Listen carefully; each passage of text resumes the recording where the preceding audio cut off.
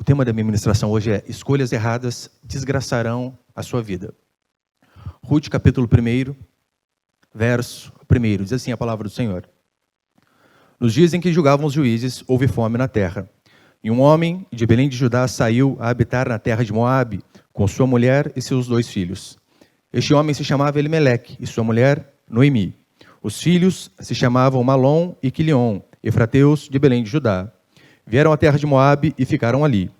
Morreu Elimeleque, marido de Noemi, e ficou ela com seus 2 filhos, os quais casaram com mulheres moabitas. Era o nome de uma órfã e o nome de outra Ruth, e ficaram ali quase 10 anos.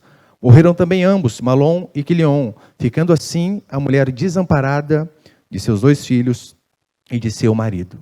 Até aí tá bom. Olha para cá, por favor. Aqui é uma das cenas mais trágicas que uma mulher poderia viver naquela época. Haja vista que não havia INSS, não havia aposentadoria. Quando o marido morria, era sustentada pelos filhos, e os filhos também tinham morrido, ou seja, Ruth de fato estava a Deus dará. Eu não sei se você já deve ter visto, com certeza, alguma espécie de linchamento público. Como assim? Nós costumamos ver linchamentos virtuais. Na minha cidade, lá em Pindamonhangaba, ontem, fizeram um ao vivo com um rapaz que matou uma menininha de 1 ano e 3 meses, incendiaram a casa em que ele morava. Tribunal do crime é uma coisa comum no Rio de Janeiro. Essas coisas, na verdade, são homens tentando resolver as coisas à sua maneira. Já que a justiça não chega rápido, nós faremos a nossa justiça. Se a justiça tarda, nós damos um jeito com a nossa própria mão. Você sabia que muitos de nós, às vezes, tentamos resolver muitas coisas ao nosso bel prazer, de acordo com aquilo que nós achamos melhor. E nem sempre a maneira em que nós tentamos resolver a nossa vida é a forma que Deus queria que nós resolvêssemos. Quantos, às vezes, estão no trabalho há anos, só que de repente a prosperidade não vem, a promoção não vem. Então, como ele estava sendo honesto e a prosperidade não veio, ele bola um jeito de ganhar um pouco mais de dinheiro. De que forma? Às vezes passando o patrão para trás. Às vezes é na igreja. Dificuldade de arrumar alguém, esperando o príncipe encantado e nunca que aparece.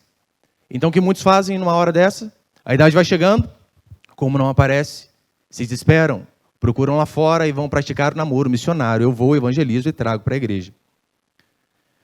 Hoje aqui nós veremos o começo da história de uma família que se desgraçou totalmente por conta de uma escolha errada. Por conta de um homem que, quando precisava ser cabeça e tomar a decisão correta, trouxe prejuízo, não apenas para si, mas para sua esposa, para os seus filhos e para toda a sua casa. Fome, miséria e morte. Tudo por tentar dar o próprio jeito na vida e não se submeter àquilo que era a vontade do Senhor. É basicamente essa história aqui do livro de Ruth, começando com Elimeleque. Eu quero passar então alguns princípios aqui esta noite. E o primeiro, dá para pôr ali, William? Acho que dá, né? Não estou vendo, mas vocês conseguem ver. O primeiro princípio que nós vemos aqui nas dificuldades da vida, nós devemos ter fé. Sim, porque passamos por dificuldades, todos nós, sem exceção. Alguns em períodos maiores, outros em períodos menores, mas a dificuldade faz parte da vida. No versículo 1, vai dizer, né? Nos dias em que julgavam os juízes, houve fome na terra. E um homem de Belém de Judá saiu a habitar na terra de Moabe com sua mulher e seus 2 filhos. Este homem chamava-se Elimeleque, sua mulher Noemi. O contexto aqui do livro de Ruth, eles estavam vivendo na época dos juízes, estava terminando a época dos juízes. Ruth é basicamente a ponte entre o término do período dos juízes, quando eles julgavam, e o início da monarquia, quando Saul é instituído o primeiro rei em Israel. Eles estavam na terra prometida. Eles estavam na terra a qual Deus os colocou. Só que parecia que mesmo ali, debaixo da vontade do Senhor, eles se esqueceram que aquilo era a vontade de Deus para eles. A época de juízes foi uma época terrível, muito derramamento de sangue. Alguns juízes eram terríveis. Havia um tempo de instabilidade naquela época, assim como nós vivemos hoje também. A época de Ruth não era diferente. Não havia um governo centralizado. Havia uma época de idolatria. E é por isso que Deus está aqui punindo o povo. Tanto é que falta pão em Belém, que é a casa do pão. Há 3.000 anos, mais ou menos atrás, o povo estava sendo punido por Deus por conta da idolatria. Mas perceba que hoje não muda muito. Hoje nós vemos a idolatria, inclusive dentro da igreja cristã. Nós vemos servos de Deus que idolatram o dinheiro, idolatram o prazer, idolatram o bem-estar. Não está muito longe da nossa realidade. Em Juízes vai dizer que a época era tão feia que cada qual fazia aquilo que achava mais reto. Em se tratando do povo, não havia absolutos. E também em relação dos juízes, cada qual fazia aquilo que era mais reto. Perceba que é quase que um paralelo perfeito à nossa sociedade. Nós vivemos em uma época onde, de fato, cada juiz faz aquilo que acha mais reto. Nós temos 11 supremos em nossa Suprema Corte, e cada um interpreta a Constituição do jeito que lhe cabe, do jeito que lhe acha melhor. Nós vivemos uma época em que não há absolutos, não há verdades absolutas. Cada qual tem a sua verdade. Tudo isso graças a um grande sábio, entre aspas aqui, é claro, chamado Paulo Freire, que dizia assim: não há saber mais ou saber menos, apenas saberes diferentes. Ou seja, você tem a sua verdade, eu tenho a minha verdade, e todos nós estamos felizes. Eu lembro, tinha escrito um artigo nesse sentido, mais ou menos, há um tempo atrás, e uma moça entrou me respondendo, no Facebook, e eu só dei um Ctrl+C, Ctrl+V naquilo que ela escreveu. Põe ali, William, por favor. Eu não editei nada, eu só copiei. Dá para colocar ali, depois Paulo Freire? Ela escreveu assim. Pode pôr para frente. Aí. Não fui eu que escrevi, pelo amor de Deus, não você pensa, pastor analfabeto, hein? Não fui eu. Para quê? Voltarem às aulas, se esse, tudo junto, se esse ano é um com H, se esse ano é um ano perdido, em todos os sentidos. Eu evito, às vezes, entrar em debates pífios, quando chega nesse nível, mas isso realmente eu não consegui resistir. Eu respondi, ela falei para a moça, olha, é para que as crianças, quando crescerem, não passarem vergonha em rede social, como adultos estão passando. E, para o meu espanto, sabe qual foi a resposta que eu tive? Isso é preconceito linguístico. Eu quase que desfiz minha conta no Facebook. Falei, não vou aguentar. Não dá. Mas essa é a época. Perceba que não há valores absolutos. A época de Juízes não é diferente da nossa época. Na época de Ruth, cada um fazia aquilo que achava melhor. Cada um ia pelo seu próprio caminho. E para piorar as coisas, diz a Escritura que uma fome acometeu aquele povo. Ou seja, as coisas já estavam ruins e acabaram piorando. Só que essa não foi a primeira vez que, de fato, Deus puniu o seu povo com fome por conta do pecado. Nós vimos outras passagens na Escritura, onde uma forma de Deus punir o seu povo é justamente assim. Lembrando, eles estavam justamente onde Deus tinha prometido. Em Belém, na terra prometida. E justamente em Belém, na casa do pão, como eu disse, não havia pão. E o que eles fizeram?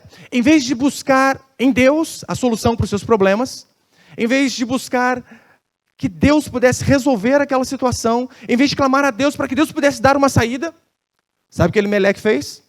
Ele não dobrou o seu joelho e foi orar. Ele não consultou a Escritura para saber a vontade de Deus, mas ele teve uma ideia. Olhou para Moabe e disse, vamos para este canto. Nós não somos muito diferentes. Há situações em nossas vidas que nós, de fato, queremos tomar as rédeas das mãos de Deus e fazer aquilo que nós achamos melhor. O que te faz, meu irmão e minha irmã? A deixar de confiar em Deus e a enveredar pelo caminho do eu sei mais. Não, Deus, Ele pode sim falar na minha vida, mas conta isso daqui e eu vou tomar a direção.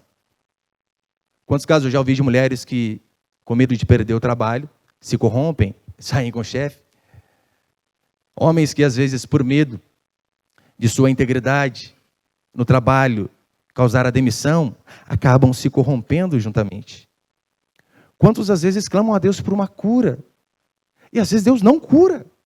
Ou você acha que, de fato, todas as vezes que orarmos, o Senhor irá curar? Ora, tem dias que não. Paulo não foi curado. Orou 3 vezes, Senhor, se possível, tira esse espinho. Que muitos teólogos vão dizer que era uma enfermidade. Deus não curou. Daí o que muitos fazem numa situação dessa? Apelam para o curandeiro de plantão. É o medo de ficar sozinho, corre para os braços de qualquer um. Mas o que o livro de Ruth vai nos ensinar é que, independente da dificuldade que você venhamos a passar, a nossa fé em Deus deve permanecer. A nossa fidelidade àquilo que o Senhor nos ordenou, ainda que isso nos custe emprego, ainda que isso nos custe família, ainda que isso nos custe a morte, a nossa fidelidade deve sempre se manter. Então este é o primeiro princípio. Nós devemos sempre manter a nossa fé em Deus. O segundo, o pecado só piora as coisas. Este é o grande problema do ser humano. As coisas estão ruins por conta de um pecado. E a forma que ele tenta resolver, sabe qual é? Colocando mais pecado ainda em cima. Acrescentando um pecado. Isso só faz com que as coisas piorem. É só você ver o caso de Elimeleque. Não tinha pão. Estava faltando comida. E então ele teve uma brilhante ideia de fazer o quê? Ir para Moabe. Lembra de onde surgiu a nação moabita? A nação moabita surgiu de um incesto. Filhas que embriagaram o próprio pai tiveram relação com eles, para que então a descendência pudesse permanecer. Os moabitas não eram bem vistos aos olhos do Senhor. Os moabitas eram proibidos de participar dos cultos da congregação. Se Elimeleque apenas consultasse a Escritura, perceba, há coisas que sim temos que orar para saber a vontade do Senhor. Mas há coisas que estão explícitas na Escritura. Basta lermos e termos a vontade de obedecer. Aqui as coisas estavam difíceis, então o que Elimeleque pensa? Não, eu vou para Moabe, lá parece que as coisas ficarão melhor. Ele anda pela vista, assim como fez Ló.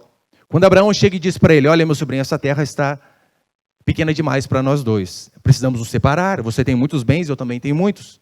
Então se você escolher ir para a direita, eu irei para a esquerda, se você escolher para a esquerda, eu irei para a direita. Diz a Escritura que Ló observa apenas aquilo que é natural, as campinas verdes, segue aquele caminho. E você sabe qual foi o final dele, se não for a Deus ter misericórdia, de fato também teria morrido. Mas perceba, Elimeleque ele toma a decisão pensada de deixar o povo de Deus. Porque era exatamente isso que ele estava fazendo. Temporariamente eu preciso me retirar deste lugar devido às dificuldades. Vou para um lugar que não é a vontade do Senhor. Mas assim que der, eu volto. Eu sei que na cabeça de muitos pode pensar assim, olha, mas Elimeleque estava numa situação difícil, de emergência. Ele queria apenas resolver o problema e depois voltaria. Elimeleque estava preocupado com a sua família, isso é até louvável. Pensando que ia ter dificuldades em alimentar sua esposa e seus filhos, por isso ele saiu dali. Qual o problema? Qual o problema com migrações em você sair da sua cidade e trabalhar na cidade vizinha? Ou você sair do seu estado para trabalhar em outro, ou até mesmo fora do país? Não há nenhum problema em relação a isso. O problema é quando você sabe que a vontade de Deus não é ir para aquele lugar e mesmo assim você é teimoso. Elimeleque ele está expondo aqui, na verdade, um coração que não cria na provisão de Deus. Ele sabia que Deus era o supridor da nação, mas naquele momento ele estava dizendo, não, mas eu acho que na minha vida e com a minha família serão diferentes. Porque situações limites, de fato, nos colocam à prova. As circunstâncias que a nossa fé vai ser testada. Todos nós, sem exceção. Haverá momentos que você vai pensar, e agora? E às vezes o seu coração está inclinado para fazer algo. Você vê, parece que a escolha é a melhor possível, mas de acordo com aquilo que a Escritura diz, você sabe, não é este o caminho. Talvez seja essa uma das decisões mais difíceis do ser humano. E uma das orações mais difíceis que alguém pode fazer, aquela que Jesus fez. Senhor, que seja feita a tua vontade e não a minha. Elimeleque sucumbiu diante dessa sinuca de bico e preferiu seguir aquilo que ele achava melhor. A consequência, desgraça em cima de desgraça. Em vez de se humilhar e buscar a vontade de Deus, ele tentou dar o seu próprio jeito. A consequência, não apenas ele se deu mal. É interessante que diz a Escritura que aqui eles tinham posses. Estavam passando por um momento de dificuldade, isso é verdade. Mas eles tinham posses. E lembrando, você não vê um êxodo maciço de famílias saindo de Judá, de Belém, seguindo para outro lugar. Não, é bem provável que foi apenas ele, sua família e alguns outros. Você não via assim como nós vemos na Venezuela. Ali sim, há um êxodo maciço de pessoas saindo da opressão para vir para o nosso país, que não é tão bom também, né? Mas não era este o caso. Eles estavam deixando o lugar que Deus tinha dado. Em outras palavras, estavam dizendo assim: para mim, a abundância financeira está na frente da obediência ao meu Senhor. Para mim, o quanto eu ganho ou deixo de ganhar é quem governa a minha vida, e não a palavra de Deus. A fome era só em Judá. Ele não poderia ter ido em outra tribo? Procurado recursos dentre os seus próprios irmãos ali? Claro que poderia. Agora, você percebeu que às vezes nós caímos nesta mesma cilada? Às vezes estamos com um problema no casamento, na criação dos filhos. E então o que fazemos? Em vez de procurarmos a orientação da palavra, do nosso pastor, do nosso líder do pequeno grupo, nós vamos procurar orientação em quem? Paulo Coelho. Daí você quer firmar o seu casamento naquelas músicas belas. Lembra do Vinícius de Moraes? Eu sei que vou te amar. Aquela letra maravilhosa. Eu sei que vou te amar por toda a minha vida, eu vou te amar. Em cada despedida eu vou te amar. Diz o homem que casou 9 vezes. 9. Perde apenas para a Gretchen, né? Foi para a 18ª agora. Mas perceba, em que você coloca o alicerce? É na palavra de Deus que você direciona a sua vida, a sua casa, seus filhos, sua família? Ou nesses conceitos que o mundo dá, que eles mesmos acabam não seguindo? Elimeleque saiu, se arriscou. Ele sabia, a partir do momento que ele pega os seus 2 filhos e vai para Moabe, a possibilidade de seus filhos casarem com irmãs, com crentes, era 0. Ou você acha que ele ia achar crente em Moabe? Não ia. Ou seja, ele já colocou em risco a vida de seus filhos, o futuro deles. E de fato foi isso que aconteceu. Eles casaram com 2 moabitas. Quando ele arranca os seus filhos ali do seio do povo de Deus e os leva a uma terra a qual Deus não tinha ordenado, ele, como pai, ele está comprometendo completamente o futuro, não apenas dos filhos, mas de toda a sua geração. É por isso que cabe a mim e a você, de fato, prestarmos atenção nas amizades dos nossos filhos. Se o seu filho, meu irmão e minha irmã, os amigos deles são todos de Moabe, você vai esperar que seu filho ore, tenha paixão por Deus, tenha temor ao Senhor? Não vai ter. Elimeleque significa Deus é o meu rei. Quem é rei? É aquele que governa a nossa vida. Mesmo que Elimeleque sabia que Deus era o rei dele, naquele momento ele estava dizendo: não, nessa situação eu me governarei. Eu andarei segundo o meu caminho. Eu tenho certeza que você conhece alguém assim como Elimeleque. Sabe por quê? Porque você tem espelho em casa. Por diversas vezes, nós, mesmo sabendo aquilo que é a vontade do Senhor, somos teimosos. E por conta disso, desgraça. Não há outro caminho. Até que haja arrependimento, não há outro caminho. Nós agimos contrário à vontade do Senhor. E vamos esperar colher o quê? Bons frutos? Claro que não. É por isso que diante de decisões sérias, muitas coisas você deve orar. Mas outras, meu irmão, está claro na Escritura. Basta apenas a boa vontade de fazê-la. Daí você está lá, desesperada para Deus arrumar um marido. E você sabe que o princípio é cristão casar com gente do povo de Deus. Mas você olha uma igreja desse tamanho e não consegue achar ninguém à sua altura. Vai para onde? Vai para a rua. Aí depois apanha cedo, à tarde e à noite. E diz: por quê? Será que foi porque você não ouviu os seus pais, o seu pastor, os seus irmãos? E por conta disso está colhendo essas consequências? Eu lembro de um irmão me dizendo que ele estava com uma ótima oportunidade de trabalhar fora do país. Um salário maravilhoso. Ele disse para mim: pastor, mas eu não vou. Eu falei: por que, criatura? Ela não tem nenhuma igreja decente por perto. Porque você sabe, a Europa tem se esfriado cada dia mais. Os amigos me contavam que o lugar que eles foram tinha culto a cada 3 meses. 3 meses. Então este irmão firme disse para mim: pastor, eu não vou. Por quê? Porque lá não tem igreja. Eu falei: irmão, Você está falando isso de verdade? É só por esse motivo? Ele, sim. Por mais que eu seja um cristão firme, ele disse. Eu vou me firmar no quê? Você não tem nada que eu me agarre lá. Sozinho. Sem igreja, sem irmãos. Não, eu prefiro ganhar menos, mas aqui. Elimeleque não pensou em nada disso. Da mesma forma eu e você. Não faça as coisas do seu jeito. Além do mais, Moabe era caminho de Jericó. Para chegar em Moabe, ele passaria por Jericó. Ali Deus estava dando mais uma chance para Elimeleque. Para que ele olhasse aquelas muralhas, para que ele olhasse aquela cidade e lembrasse, Deus fez um milagre aqui. Nós não tínhamos possibilidade nenhuma de vencer esse povo, de derrubar essas muralhas, mas Deus, no grito, nos fez vencer. Se ele então fizesse apenas essa reflexão, dava tempo de voltar. Mesmo com aquele evangelismo ali, na cara dele, ele não ouviu a voz do Senhor. Quanto a mim e a você, a nossa situação pode ser extrema.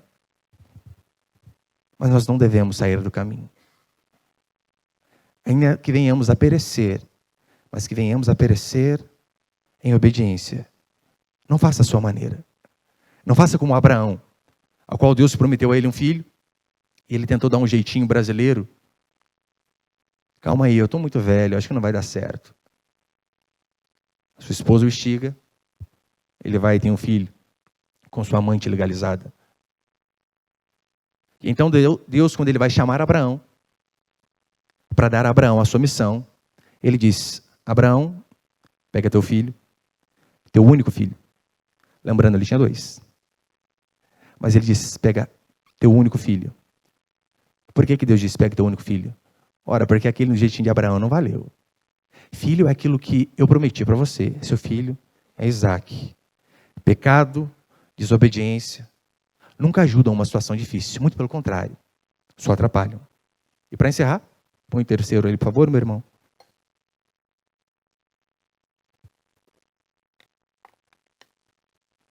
O terceiro princípio é o seguinte. Um pecado gera mais pecado. Olha o que diz o verso 3.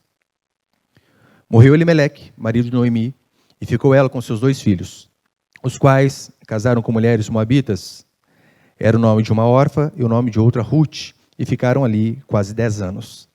Morreram também ambos Malom e Quilion, ficando assim a mulher desamparada de seus 2 filhos e de seu marido. Desobediências sucessivas e aparentemente justificáveis. Por quê? Eu estou cuidando da minha casa. Esta é a ordem do Senhor. Cuide dos seus. Então, Elimeleque quase que justifica a sua desobediência. Coisa que nós estamos bem acostumados, às vezes, a fazer. Senhor, olha, aqui eu estou errando, mas é por uma boa causa. Eu sei que não é tão correto assim, mas tem gente que faz pior. Tem misericórdia de mim. Olha, eu vou fazer isso daqui, mesmo em dúvida se é a vontade do Senhor ou não. Na verdade, no fundo, você sabe que não é. Mas você é teimoso, você é como Elimeleque e diz assim, não, eu farei. Se não for a vontade de Deus, ele vai impedir. Se não impedir, é porque assim ele o quis. Você sabia que nem sempre Deus impedir significa que Deus está aprovando? Este foi o caso de Saul, o primeiro rei. Não era a vontade do Senhor uma monarquia naquele momento. A vontade de Deus é que sua nação continuasse a ser teocrática, onde Deus governa. Só que o povo via os povos vizinhos todos com reis. E então eles começaram a instigar ao Senhor. Dai-nos um rei, dai-nos um rei, dai-nos um rei. E o Senhor, não por ouvir a petição deles, mas como punição, diz a Escritura que ele institui Saul. Como diz no Salmo 106, verso 15, deu-lhes o que pediram, mas fez definhar-lhes a alma. Ou seja, nem tudo aquilo que Deus nos dá, devido a tanta insistência, significa que Deus está aprovando. O caminho da vida não é buscar, o caminho da felicidade não é buscar o melhor para mim e para você.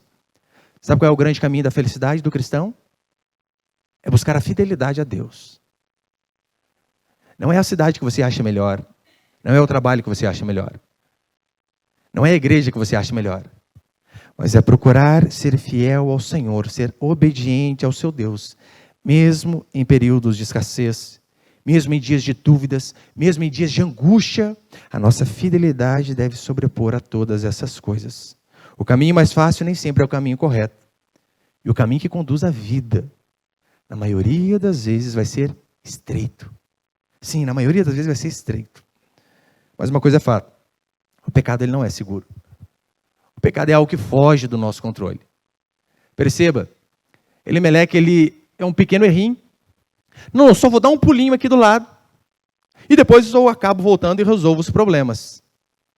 Mas você sabe que o pecado ele foge de controle. O pecado é como fogo. Esses dias eu estava lá na rua da minha casa e a prefeitura tinha feito um entulho de grama, de um monte de coisa, que tem um canteiro em frente à minha casa. E eu fui queimar uns documentos ali com meu filho. Algo básico, queima, joga fora, acabou. Pegou fogo quase em tudo. Tive que sair correndo, buscando mangueira, pedindo ajuda com balde. E enfumacei a vizinhança inteira. O pecado, ele foge de controle. Às vezes nós achamos que, não, é só isso aqui, mas depois eu arrumo. Não, não é. Às vezes é aquela mentirinha básica para se dar bem. E para acobertar aquela mentira, sabe o que você terá que fazer? Contar outra mentira. Mentiras são sustentadas apenas com mentiras.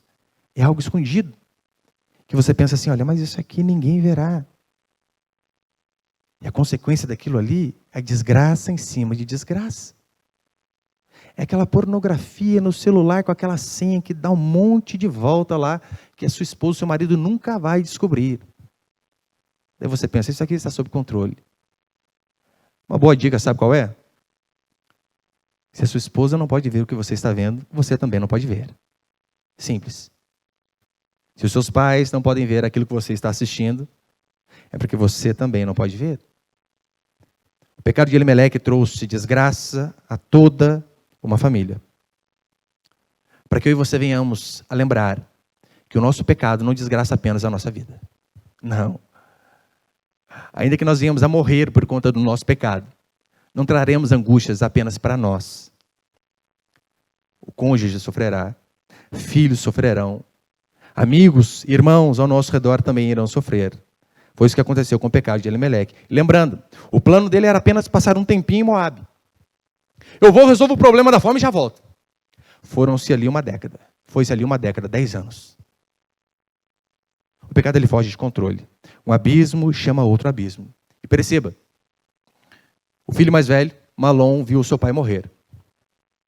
Ele poderia pensar, meu pai quebrou a aliança. Viemos para cá buscar prosperidade e o que nos alcançou foi mais miséria ainda. Por conta disso ele morreu. O que eu devo fazer agora como chefe da casa? Arrepender e voltar. Mas ele não faz isso. Permanece. O filho mais novo continua no mesmo caminho. Olha a importância do exemplo que nós damos aos nossos filhos. É aquilo que já dizem, né? O que você é fala tão alto que seu filho não consegue ouvir o que você diz. Elimeleque estava mostrando de forma prática como não servir a Deus. Os filhos permanecem, casam-se com mulheres pagãs e acabam morrendo também. Você imagina? No dia em que o filho mais velho chegou para o seu pai e disse, pai, arrumei uma noiva. Então o pai olhou para ele e disse, filho, mas essa não é do povo de Deus, você sabe que não podemos. Você acha que Elimeleque de fato tinha peito para falar isso para o seu filho? Talvez se ele falasse, ouviria de baixo e pronto. Pai, mas nós já quebramos a aliança lá atrás, estamos todos errados. Um erra mais, um erra menos, pelo menos aqui eu vou ter algum prazer, já que a gente está perdido mesmo. Para aumentar a desgraça, os dois morrem. Noemi começa a empobrecer. O plano que era para se satisfazer de uma escassez, acaba piorando ainda mais as coisas. Perceba a desgraça que o pecado traz. Noemi viúva, sem os dois filhos, nora de outro povo, longe de casa e numa miséria total. Pastor, mas eu creio que o Senhor, Ele sara, Ele perdoa e Ele transforma histórias. E de fato faz. Este é o enredo aqui do livro de Ruth. Nós vemos Deus de forma miraculosa agindo na vida dessa mulher. Só que nós cremos que Deus faz. Mas você não deve se apegar a isso como uma vantagem para fazer algo errado, sabendo que se você pedir perdão, Deus vai perdoar. Não, não podemos fazer isso. Não, eu vou errar aqui, mas eu sei que depois eu pedir perdão, o Senhor vai perdoar. Ele vai perdoar toda vez que você colocar a mão no fogo, ainda que seja propositalmente. Ele vai perdoar. Só que a má notícia é, a sua mão sempre vai ser queimada. Sempre. Ainda que você seja teimoso, as marcas do pecado sempre ficam e você terá que conviver com elas. No final, no capítulo 4, a história é maravilhosa. Nós vemos que aqui no capítulo 1, Noemi, ela já depois de tanta desgraça, ela regressa. Só que ela regressa. O Senhor começa a agir miraculosamente em sua vida. Só que o marido não volta. Os 2 filhos continuam mortos. Esse espaço no coração, esse vazio, continua para o resto de sua vida. Ainda que Deus tenha sido misericordioso com elas. As posses voltaram, o marido e os filhos não. Para que você venhamos de fato a entender que todo pecado confessado sempre haverá perdão. Só que as consequências estão aí. Eu tenho conhecido que ele já casou mais de uma vez. E ele tem 4 filhos, um de cada mulher. O quarto com a esposa atual. Parece que agora endireitou. Pastor, o senhor crê que Deus pode fazer? Claro que creio. Mas existem 3 ex. 3 pensões. E olha a desgraça que é. Às vezes ele vai com a esposa, pegar um dos filhos para passar final de semana. Uma das ex entrega o menininho de baby doll, de camisola, só para provocar a outra. Essa é a desgraça do pecado. Portanto, cuidado com suas escolhas. A maioria das nossas escolhas estão fáceis de fazer de forma acertada. Basta ler a Escritura, basta consultar a Deus. Eu sei que algumas coisas são mais difíceis. Uma vez uma irmã me disse, pastor, eu vou fazer vestibular e eu estou em dúvida entre este e aquele. Qual o senhor acha? Eu não acho nenhum. Você acha que eu vou me meter nisso? Nunca. Se eu falo minha opinião, daqui a pouco ela vai lá e faz negócio errado e lá na frente não dá certo. A culpa vai ser de quem? É minha e de Deus, porque Deus falou errado para mim, ou eu errei. Falei, irmã, vai lá e ora e vê o que você acha melhor. Essas coisas não dá para saber. Agora, escolher uma esposa fica fácil, né? Olha para ver se é cristã de verdade. Esses dias, já estou encerrando, eu estava ensinando meus meninos, e eu dando exemplo para eles, que olha, aconteça o que acontecer, crente só casa com crente. E o mais velho está com 15 anos já, né? Eu já falei para ele que está vencendo o tempo dele em casa já, precisa dar um jeito. E eu falei para ele, olha, vamos colocar aqui, tentando incutir isso na cabeça deles, né? Vamos colocar que existem apenas 2 moças no mundo. 2. A fulana aqui, que você sabe que é bonita, linda, mas não é crente. E a ciclana, que não tem tanta beleza exterior. Mas é a mulher de Deus. Com quem você casaria? O tempo todo apertando, né? Senhor, vai que é mais feinha mesmo. Mas é de Deus. Eu falo, moleque! Ele disse, pai, eu morria solteiro. Menino, escapou. Saiu pela tangente. Mas não fica fácil. Não fica difícil, melhor dizer. Escolher um marido, uma esposa. Pode ser a coisa mais linda do mundo, pode ter certeza. Vai beijar e vai virar Shrek. Esses homens não andaram pelo caminho da obediência. A desgraça das nossas vidas vem por desobediência de coisas óbvias. Coisas que são latentes aos nossos olhos. E mesmo assim nós somos teimosos. Mesmo assim somos teimosos. Eu sei que você ouve isso aqui e talvez você pense, pastor, eu devia ter ouvido isso há 20 anos atrás. Minha vida seria outra. Mas este é o momento. O que você tem que fazer é o que é reto daqui em diante. Porque por pior que pareça a situação, há sim uma maneira do Senhor nos redimir. Há uma maneira do Senhor ter misericórdia de nós. E nós vemos o exemplo de Noemi. Ela se arrepende, mas esse arrependimento não é um arrependimento apenas com palavras. É um arrependimento com atitude. E como que nós sabemos isso? Ela, da desobediência, volta para aquilo que era a vontade do Senhor. Não há outro caminho para mim e para você, meus irmãos. Se você está no erro e sabe que está, Você não contará com a misericórdia de Deus, a não ser que você se arrependa. E deixar bem claro, arrependimento não é apenas quando você chora. Arrependimento é quando você muda. Porque chorar e de remorso, muitos choram. Mudar é diferente.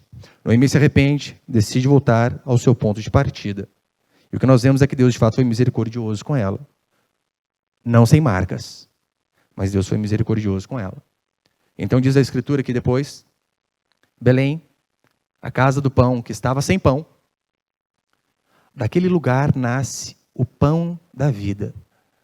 Aquele que não sustentaria o seu povo apenas com um alimento sólido, material, mas aquele que salvaria a nação da perdição e da condenação. Pode ter certeza, o mesmo acontece comigo e com você. Se formos fiéis e obedientes ao Senhor, reconhecendo aonde erramos e voltarmos para os trilhos, a misericórdia do Senhor também nos alcançará. Porque é isso que diz o Salmo, que as misericórdias do Senhor hão de nos alcançar. O problema é que nós corremos dela.